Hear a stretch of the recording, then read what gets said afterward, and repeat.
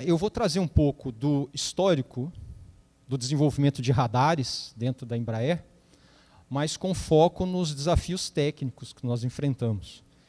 E muitos desses desafios foram, logicamente, em todos esses desenvolvimentos que eu vou mostrar aqui, eles foram feitos em parceria com as Forças Armadas, né, com o Exército, com o Centro Tecnológico do Exército, boa parte deles, e, ao mesmo tempo, em parcerias muito fortes com universidades, né. Nós tivemos, principalmente com a Unicamp, nós tivemos vários convênios nesse desenvolvimento, né, desses radares. Então, essa parceria entre a indústria, as Forças Armadas e as universidades, a gente explora muito na Embraer, nessa unidade de radares.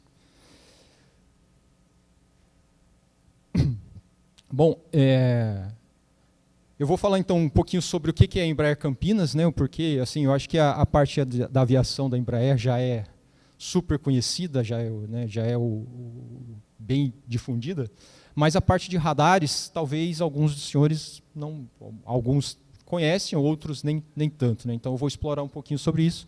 As nossas soluções em radares e guerra eletrônica, né, como eu falei, o portfólio. E vou falar aqui rapidamente de dois produtos que nós estamos desenvolvendo, iniciando, né, o desenvolvimento. Um já um pouco mais avançado e outro bem no início. Bom, a Embraer Campinas ela fica ao lado do aeroporto de Viracopos, num condomínio empresarial, numa área de fácil acesso logístico, né, aos grandes centros, grandes rodovias. Na região de Campinas, né, então, Campinas ela é uma região forte no desenvolvimento de eletrônica, né, então a gente tem ótimos profissionais lá nessa região de Campinas no desenvolvimento eletrônico. E na Embraer, Campinas está se tornado um polo de desenvolvimento eletrônico, justamente por isso, né, a capacidade do pessoal instalado lá, né, na parte de desenvolvimento de sensores eletrônicos. Por se tratar de projetos de aplicação militar, né, uma das características lá de Campinas é que os produtos são fortemente verticalizados, né? Aí é para garantir a soberania, né, e evitar dependências de fornecedores estrangeiros. Então a gente verticaliza tudo mesmo. Então todo projeto lá é verticalizado, todo o ciclo de desenvolvimento do produto lá é verticalizado, né? E vai desde a especificação, eu peço perdão, acho que teve alguma incompatibilidade nas versões do PowerPoint, mas eu acho que dá para seguir. Então, a gente vai desde a parte de especificação de requisitos, gestão de requisitos, arquitetura de alto nível, arquitetura detalhada, a parte de prototipagem, né? Então a gente gera as nossas provas de conceitos, protótipos de engenharia na planta. A parte muito forte lá de modelagem e simulação, e aí a gente está falando de todas as áreas, né, não só de processamento de sinais, eletrônica, antenas, cálculo estrutural, análise térmica, então a gente trabalha bastante lá, tem um time bem forte nessa área de modelagem e simulação. A parte de eletrônica que eu comentei, né, então todas as placas eletrônicas dos sensores que nós desenvolvemos, elas são projetadas pela nossa equipe de engenharia, né? A montagem em si, dada a cadência que não é tão alta, hoje a montagem das placas a gente faz fora, né, da empresa, mas o projeto, o layout todo das placas, seja da antena, seja placas de RF, de circuito digital, circuito analógico, circuito de potência, todos eles são feitos, projetados dentro da própria Embraer, né? E a gente tem uma área de manufatura, né? Então essas placas elas chegam do fornecedor, então toda a montagem dos radares é feita na manufatura lá da Embraer. Até a parte de integração, né? Então depois dessa montagem, a parte de integração, tanto de protótipos, quanto de protótipos de engenharia, quanto de protótipos operacionais, elas são feitas primeiramente no laboratório, e depois a gente tem uma área de testes que fica dentro da 11ª Brigada, lá em Campinas, uma área do Exército, que é cedida para a Embraer, e a gente executa os testes de campo dos equipamentos nessa área, né? Então a integração ela começa em fábrica e termina em campo, nessa área do Exército. E a gente vai até a parte de certificação, né? A gente trabalha bastante com o CAEX, né, o Centro de Avaliações do Exército. Então todos os produtos, todos os radares que a gente desenvolve lá, eles são avaliados pelo CAEX, né? E, além disso, tem, lógico, né, depois o time de pós-venda, né, que acompanha toda a estrutura da Embraer também. Tudo isso hoje o site tem mais de 250 pessoas trabalhando. Dessas 250, 150 profissionais são profissionais da área de pesquisa e desenvolvimento. São engenheiros voltados para pesquisa e desenvolvimento. Bom, e como é que eles estão divididos, né? Então, primeiro, a gente tem um time forte de processamento de sinais. É um time responsável pela concepção inicial do produto. Então, toda a parte de concepção de algoritmos, de processamento de sinais é com esse time, né? Nós temos um time de projeto de software, né, que é o time responsável por embarcar nas plataformas de processamento que nós mesmos desenvolvemos os algoritmos desenvolvidos pelo time de processamento de sinais. E aqui a gente está falando de software embarcado tanto em C++ quanto em lógica programável, né? Tem um time bem especializado em FPGA, por exemplo. Além de outras tecnologias, né?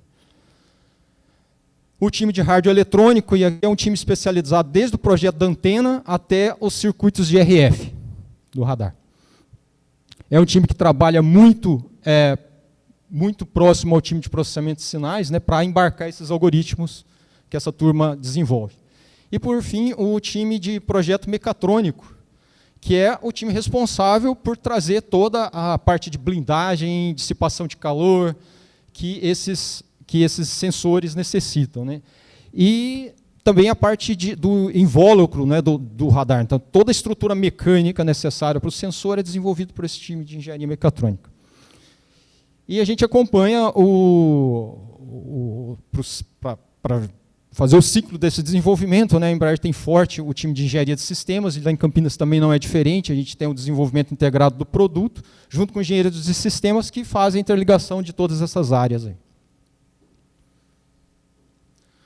Bom, as aplicações, falando um pouquinho agora mais, voltando para as aplicações em radares, né? Eu vou comentar alguns deles, não todos, até porque o tempo é restrito, mas eu selecionei alguns aqui. O nosso portfólio basicamente está dividido em 3 partes, né? Primeiro, a gente tem algumas aplicações para vigilância terrestre, né? E eu vou falar daqui a pouco, o mais conhecido é o radar M20. Nós temos algumas aplicações para baixa altura, né? Aí defesa antiaérea de baixa altura, o carro forte aí é o M60, o radar M60. Ele tem um centro de comando e controle também associado a ele, é um COA. E a média altura, né? A média altura a gente está falando do radar, o mais recente radar aí que está em processo final de avaliação agora, que é o M200 Vigilante. É um radar que eu vou mostrar daqui a pouquinho, né? Ele também está previsto um centro de comando e controle para ele. Então, basicamente, a gente divide nessas 3 categorias: radar de terrestre, radar de baixa vigilância aérea de baixa altura e de média altura. Um pouquinho do radar M20, que é um radar de vigilância terrestre, né? Ele foi concebido, assim, o CONOPS dele, né, ele surgiu como uma necessidade de um radar para vigilância de fronteira. Então, o Exército colocou a base de requisitos operacionais e técnicos para esse radar, né? E nessa base de requisitos, né,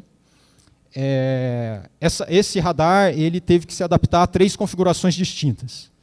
A primeira, numa versão transportável, né? Então, nessa versão transportável, todo radar ele soma em torno de 50 quilos. Então, você divide esses 50 quilos em 3 compartimentos, né, em 3 mochilas, e 3 operadores conseguem levar esse radar para o campo. E ele tem uma característica que ele entra em operação de forma muito rápida, né? Ele tem a sua bateria própria, tem uma autonomia de operação. Ele tem uma versão que é a versão móvel. Essa versão móvel ela é integrada com uma câmera de longo alcance, e aí o radar ele é responsável pela detecção, classificação de alvos, e a câmera ela é utilizada como escrava do radar para a identificação do alvo, né? Então, esse software também de integração, a câmera é uma câmera, não é uma câmera Embraer, mas o software de integração do radar com a câmera foi desenvolvido para o projeto Sysfron pela Embraer. E esse mesmo conjunto, né, radar mais câmera, também ele tem uma versão fixa que ela é instalada em torres, né?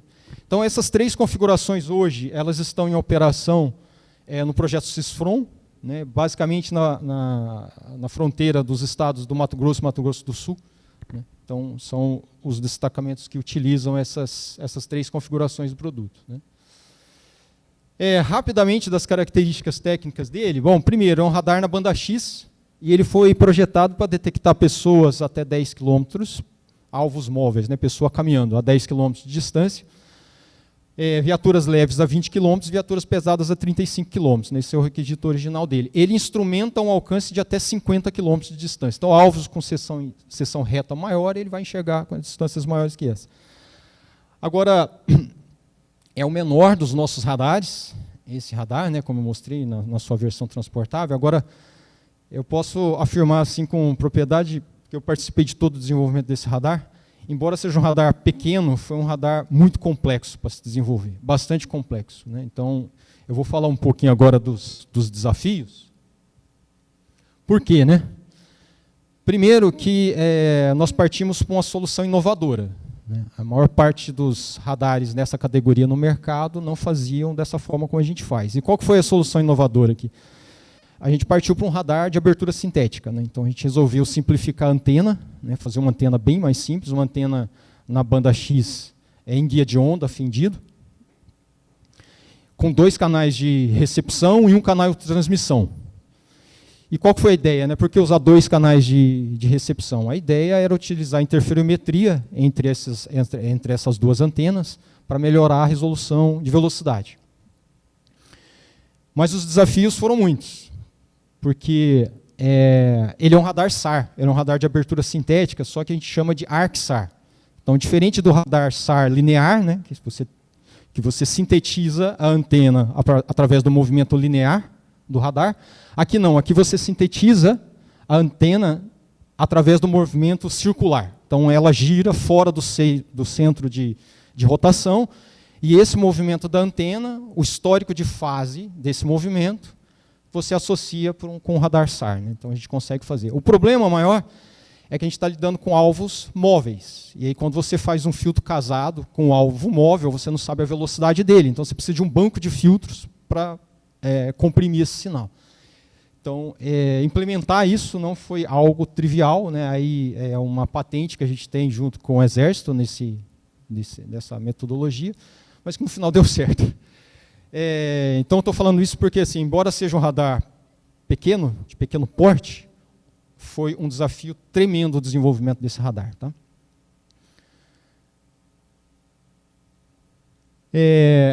Outro desafio foi ele enxergar alvos no solo, né? Então, é onde você mais tem reflexões de clutter.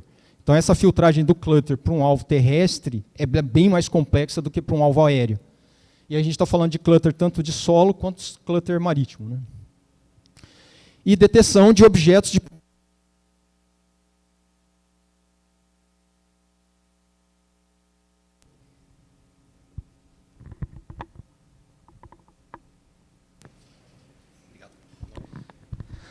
Alô? E objetos de pequena RCS. O corpo humano, diferente de um alvo, não é um alvo pontual. Então, à medida que a gente anda, né, o movimento dos braços e das pernas gera uma variação do Doppler central. Então, você tem um efeito de microdoppler, tem um espalhamento espectral do seu Doppler, e isso faz com que tanto a compressão do pulso, que eu falei, por conta do radar SAR, quanto a RCS, ela também varia bastante.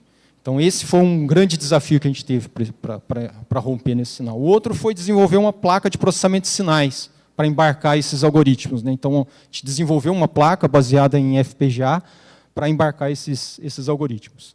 Dissipação térmica também foi algo complexo nele, porque ele é pequeno, você não pode ter grandes sistemas de refrigeração, né? Então, e a questão do baixo peso, né? Então, a gente sempre brinca, né? Todo projeto nosso na Embraer sempre tem campanhas de redução de peso, e esse aqui não foi diferente, porque a gente tinha que colocar, por norma, né, as mochilas não podem passar de 18, 20 quilos já estourando, né? Então, foi bem complexo essa parte do peso aqui para esse radar. Bom, o M60 já é mais conhecido aí das Forças Armadas, né?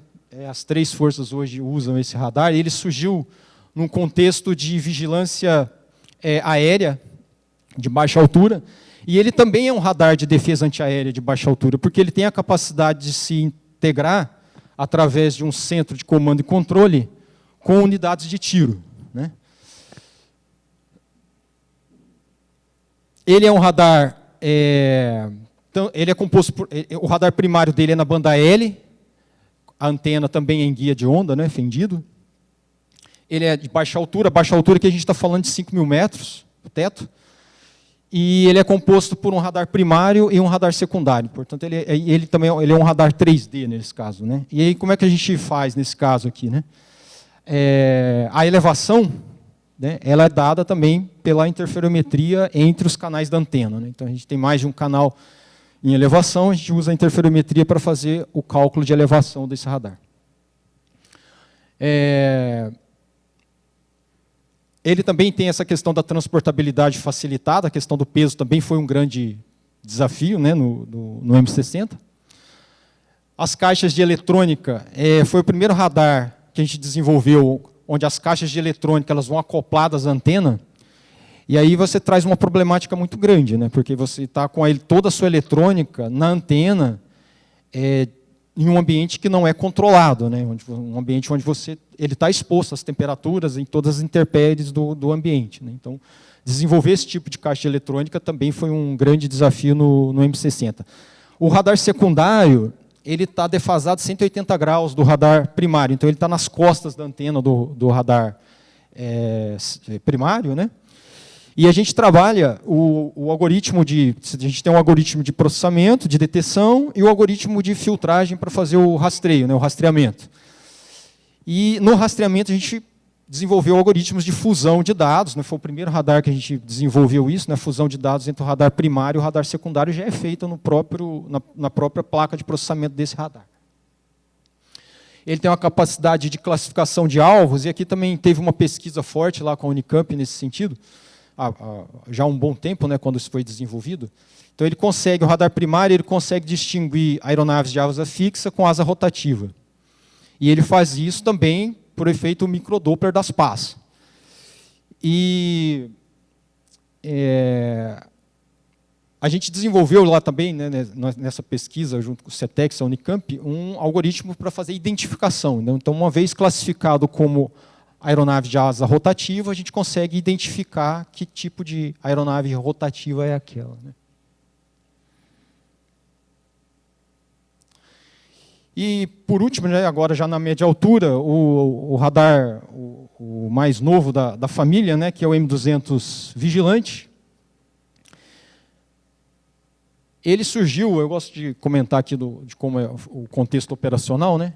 Ele surgiu dentro da doutrina do Exército como uma necessidade de geração de alerta antecipado para um sistema de baixa altura. Então, você tem um sistema de baixa altura monitorando uma área sensível, você desloca um radar mais à frente no terreno para gerar alerta antecipado, né? Então, ele vai fazer a missão de vigilância aérea e vai gerar um alerta antecipado para um sistema de defesa de antiaéreo de baixa altura.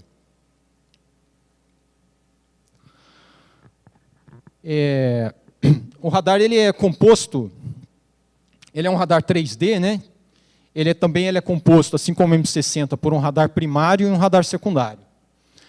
Mas aqui a diferença é que o radar primário ele é composto por 4 painéis phase array, né? Então aqui a gente está falando de um radar que é de varredura eletrônica, onde cada um dos painéis cobre um setor de 90 graus em azimuth. Um pouco mais que isso, porque eles têm sobreposição entre eles. A cabeça radar, né? Então esse conjunto radar primário e o radar secundário está no topo, né? Ele gira, o radar secundário não é phase array aqui, ele gira. Mas esse conjunto todo, ele se eleva, né, o que a gente chama de cabeça radar, ele se eleva através de um sistema de elevação, um sistema hidráulico de elevação, para a gente fugir, né? Tipo, a gente trabalha essa antena, quando ela está nessa configuração suspensa, a gente está em torno de 6,5 metros do solo. E aí o objetivo é fugir um pouco da vegetação mais baixa, né? Tentar eliminar um pouco o efeito de clutter, de reflexão no solo também. Ele é dotado de um sistema de nivelamento, ele é totalmente autocontido, então ele é capaz de operar tanto acoplado quanto desacoplado da viatura, né, esse equipamento, e ele é transportável em um único voo do KC-390. Né? Então, esse é um diferencial dele, tanto o radar quanto a viatura, os dois entram em um único voo do KC-390. Quais foram os grandes desafios aqui, né? Logicamente, o primeiro foi a varredura eletrônica, né? A Embraer, a gente não dominava o desenvolvimento da varredura eletrônica, a gente desenvolveu várias provas de conceitos, vários protótipos de engenharia, até chegar nesse conceito de varredura eletrônica.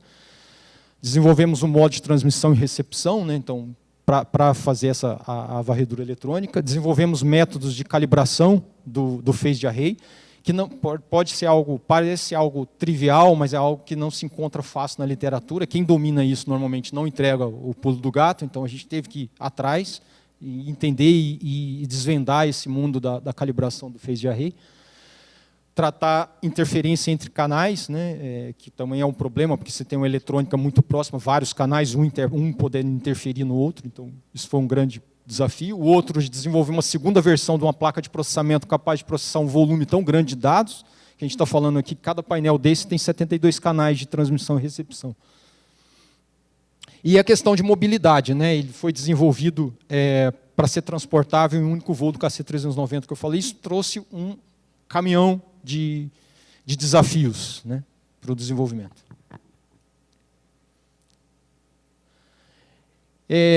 Também no escopo do Sysfrom, a gente tem um receptor de guerra eletrônica em banda larga. Então, ele trabalha nas faixas de HF, V e UHF. Então, ele varre. Qual que é a ideia desse receptor de banda larga, né? Então, ele varre o espectro. A gente tem várias configurações dele, mas a ideia principal é a gente varre o espectro eletromagnético, identifica as comunicações, calcula a direção daquela comunicação, e passa essa informação para os outros órgãos, né? Então, a Embraer instalou isso na fase 1 do Sysfrom, nessa região de fronteira, hoje esse sistema está operacional lá. Tanto o desenvolvimento da eletrônica quanto a implantação foram projetos da Embraer. E aí, comentando rapidamente sobre 2 produtos, antes de passar a palavra aqui para o Ítalo. Nós estamos desenvolvendo agora, junto com o Exército e a FINEP, um radar que a gente chama de multifunção, né? Então, é uma plataforma única para atender 2 finalidades distintas.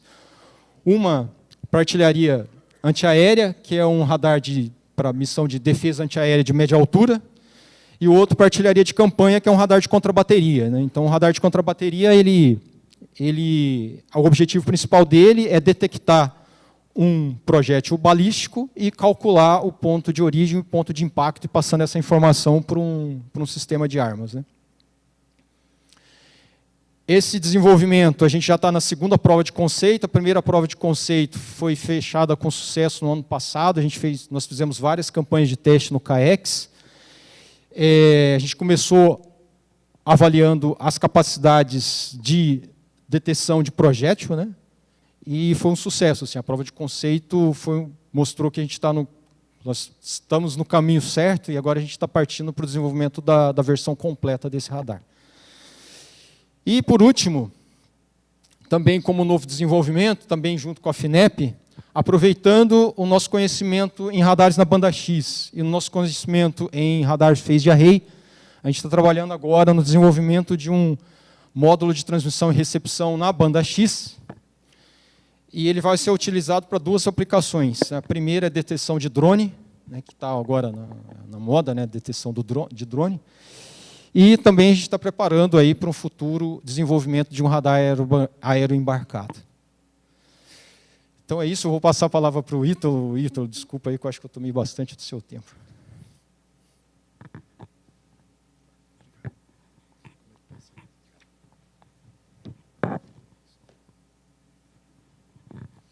Boa tarde a todos. Acho que tem que colocar a segunda apresentação. Só um segundinho.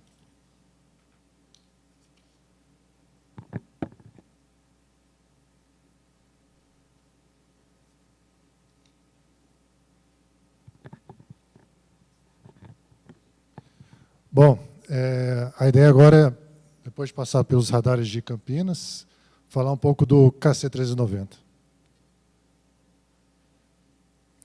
Vou dar uma acelerada, peço desculpa se acelerar, mas caso tenha alguma dúvida, tanto da parte dos radares quanto das aeronaves, fique à vontade de entrar em contato com a gente.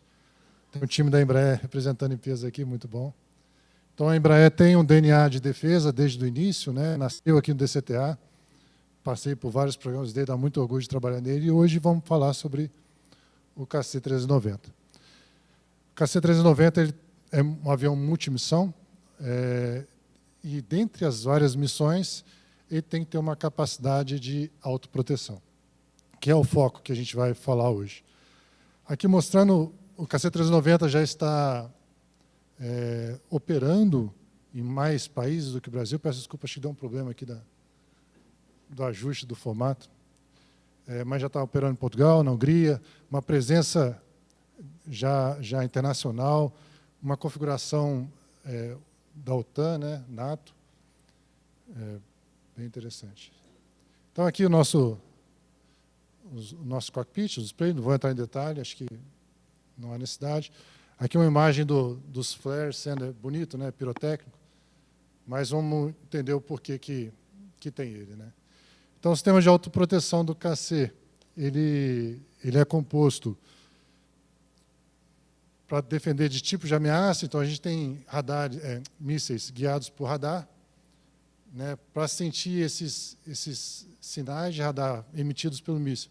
A gente tem o sistema de RWR e, como uma contramedida, nós temos o CHEF, né, que é uma limalha que cria uma nuvem para ter um efeito eletromagnético. Quando o KC está sendo iluminado por um laser, para armamento guiado a laser, nós temos o sistema de Laser Warning System. Ele faz o alerta de que eu estou sendo iluminado. Não tem contramedida.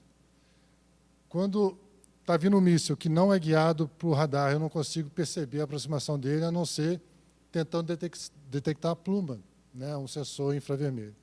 Para isso, é o sistema MAWS, né, e a contramedida. Eu tenho duas contramedidas no KC. Eu não, nós, né?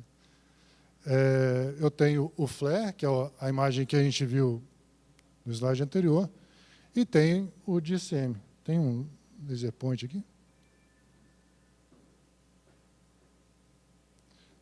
Esse é o DCM. Ele vai gerar uma emissão laser tentando despistar o míssil. O míssil vai ter um seeker. Ele vai tentar fazer esse despistamento. E, na configuração mais nova do KC, a gente tem agora um pod interferidor. E é esse pod que eu gostaria de trazer um pouco mais de detalhes aqui. Uma capacidade agregada recentemente pelo KC. Ele é uma contramedida eletrônica ativa, né, contra ameaças de sistemas guiados por radar, seja um míssil solo-ar ou uma artilharia antiaérea, contra radares de busca, aquisição e rastreio. As características dele, infelizmente, não posso abrir faixa de frequência, nível de potência, mas ele tem um receptor banda larga, aplica a técnica da RFM, ele tem uma ampla cobertura espacial, ele tem uma parte das antenas estão na frente e parte das antenas estão atrás. Então, ele consegue fazer uma cobertura 360 no plano horizontal, resposta rápida, automática e tratamento simultâneo de múltiplas ameaças. Peço desculpa se eu vou entrar numa coisa muito básica, mas é bom para alinhar o conceito de todo mundo. Então, eu tenho algumas técnicas de jamming, né? Eu posso fazer o standoff.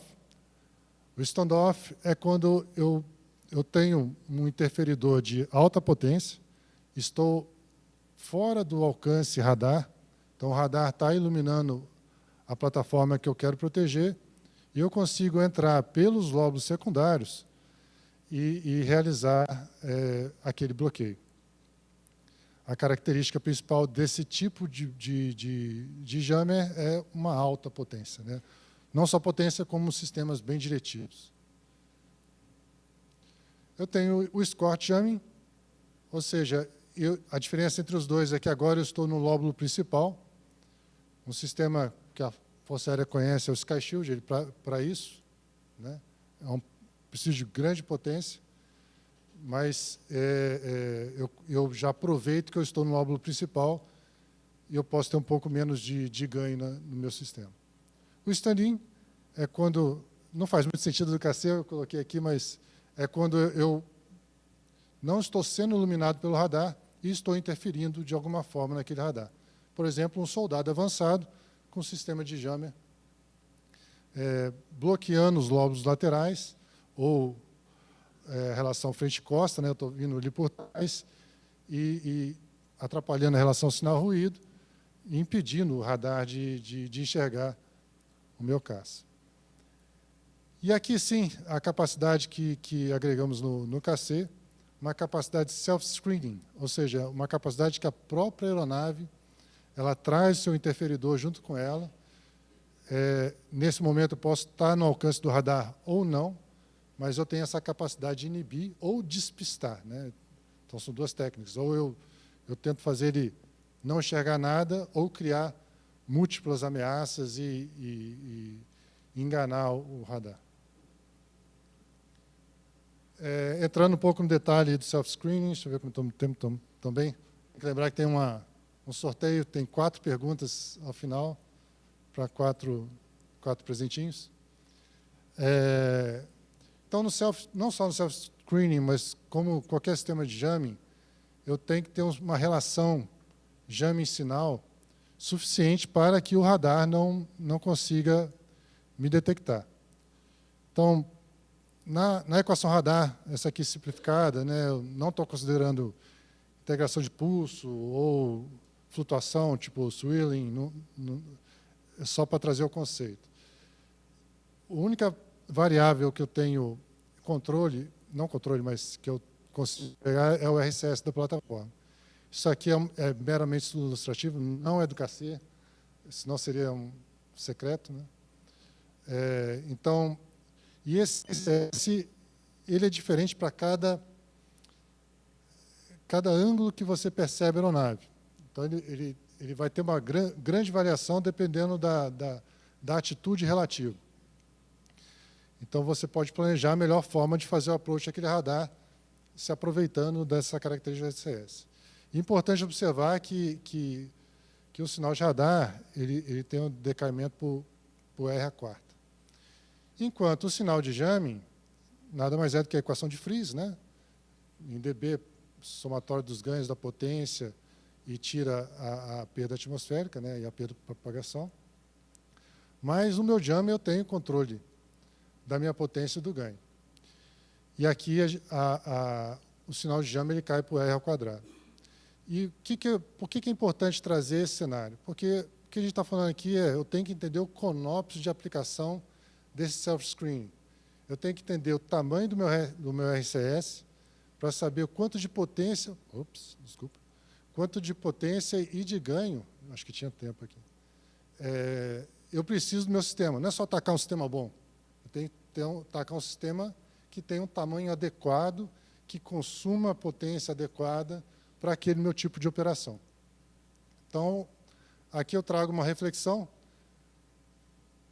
Quanto maior a potência, maior vai ser o tamanho. Eu fiz um estudo de um jammer por KC que ocupava o tamanho de um container. Né? Faz sentido? Vou perder espaço de carga, nem toda operação precisa. Um consumo elétrico, quanto maior a potência, mais consumo elétrico, maior dissipação térmica e maior custo. Se você for atuar no ganho, você pode pegar antenas diretivas, pegar uma antena, tipo uma antena ESA, mas eu vou ter um custo maior. Eu vou ter uma dificuldade extrativa. Cada vez quanto mais diretivo, maior a precisão, seja de um pod ou uma antena integrada, vai precisar. E eu preciso de uma qualidade de um receiver, porque eu preciso apontar, mas eu tenho que saber que a ameaça está naquela direção. Então, eu tenho que ter um sistema adequado para isso aí. E a cobertura, né? Quanto mais antenas, maior o impacto no resto da aeronave. E aqui, só para concluir, né, é importante pensar na susceptibilidade e na vulnerabilidade da nossa aeronave. No lado da susceptibilidade, que é o lado de cá, né, como é que a gente atua do ponto de vista de diminuir a susceptibilidade no campo de batalha? Com sensores de alerta, né, o alerta radar, alerta de míssil e o alerta laser. sistemas de bloqueio e despistamento, por exemplo, o POD ASM e o DCM, e efeitos de redução de assinaturas, seja assinatura visual, assinatura térmica, assinatura RCS. Aqui a gente traz no visual, aplicando pintura de camuflagem ou característica para a operação NVG. Temos expendables, não é difícil traduzir isso aqui, eu peço desculpa, mas o chef and flare. Tem a possibilidade de supressão de ameaça usando caças de escolta, né? E você consegue aplicar operações noturnas, voos de alta altitude e simuladores para treinamento da tripulação. E também temos ações para reduzir a vulnerabilidade, né? Então, uma redundância de componentes, né? Localização estratégica, para caso tenha um efeito de tiro, você tem dois sistemas, não perder os dois ao mesmo tempo. E uma filosofia de eliminação e troca de componentes. Também na supressão passiva de dano, teria uma resistência balística e supressão ativa de dano. E na blindagem, como está escrito aqui, nós temos uma blindagem, claro, em posições estratégicas, bem estudadas, para até munição de .50. Bom, pessoal, agradeço a todos, agradeço a presença nesse evento, agradeço ao Coronel Magalhães, que conseguiu alavancar isso dentro da Embraer, esse patrocínio, e a liderança da Embraer. Obrigado a todos.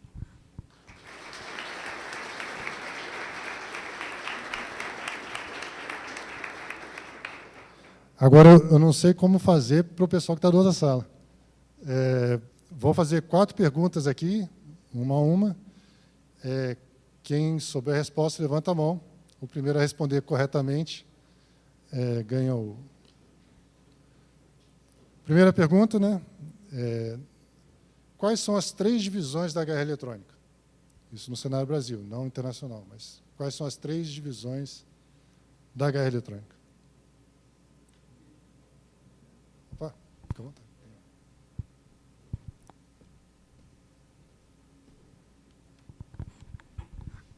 MAGE, MAI e MPE. Parabéns.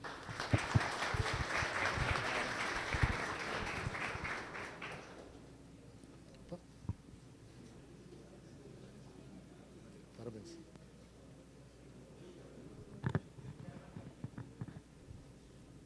Fico aqui? Ah, tá bom. Pergunta da apresentação do Igor. Qual é o menor radar produzido pela Embraer? E agora eu não sei quem foi o primeiro. M20.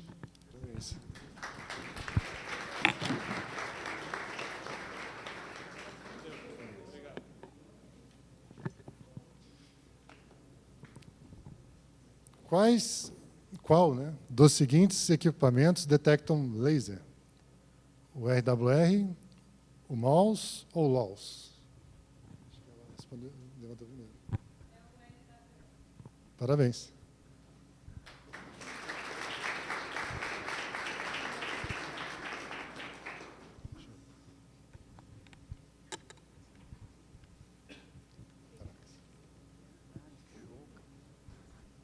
Agora uma pergunta que caiu na prova do Magalhães.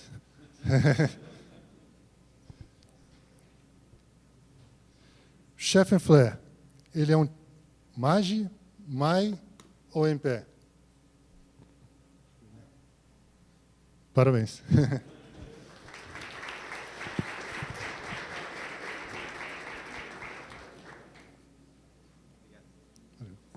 Pessoal, agradeço a todos. Muito obrigado pela participação. Uma salva de palmas.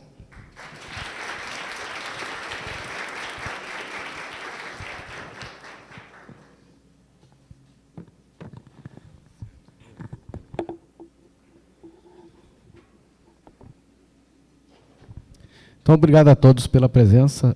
Agora é intervalo e vamos prosseguir para a próxima sessão, conforme a programação.